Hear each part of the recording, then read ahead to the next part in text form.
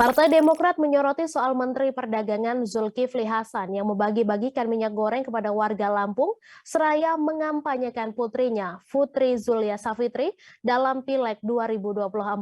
Menurut Deputi Bapilu DPP Partai Demokrat Kamhar Lakumani, apa yang dilakukan Zulhas sangat tidak patut dan hal tersebut sangat disayangkan. Ia yakin publik telah membaca tindakan Zulhas sebagai penyalahgunaan kekuasaan karena mendahulukan kepentingan pribadi di atas tugas. Mengingat minyak goreng merupakan komoditi sensitif yang saat ini tengah ditangani Kementerian Perdagangan. Meski demikian, Kamhar melanjutkan apa yang dilakukan Zulhas sejatinya tidak berbeda dengan yang dilakukan Presiden Jokowi terhadap anak dan menantunya. Namun menurut Kamhar, Zulhas menggunakan tangannya sendiri, sementara Jokowi menggunakan tangan yang membantunya. Karena itulah ia menyarankan agar Zulhas fokus mengatasi persoalan minyak goreng bukan hanya pada harga dan ketersediaan minyak goreng.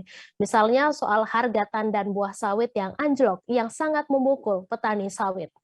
Ia juga mengatakan sebaiknya Zulhas fokus memperbaiki kesalahan kebijakan pemberhentian ekspor beberapa waktu lalu yang telah berimbas kepada para petani sawit. Sebelumnya, video Menteri Perdagangan Zulkifli Hasan membagikan minyak goreng gratis dan meminta anaknya, Putri Zulya Savitri, dipilih saat pemilu menjadi kontroversi. Video viral yang dimaksud menampilkan Zulhas bersama putrinya, Putri, hadir dalam suatu acara. Zulhas menyampaikan sambutan di hadapan ibu-ibu yang hadir dalam acara tersebut. Zulhas berinteraksi dengan ibu-ibu. Jangan lupa subscribe, share, komen, dan like ya.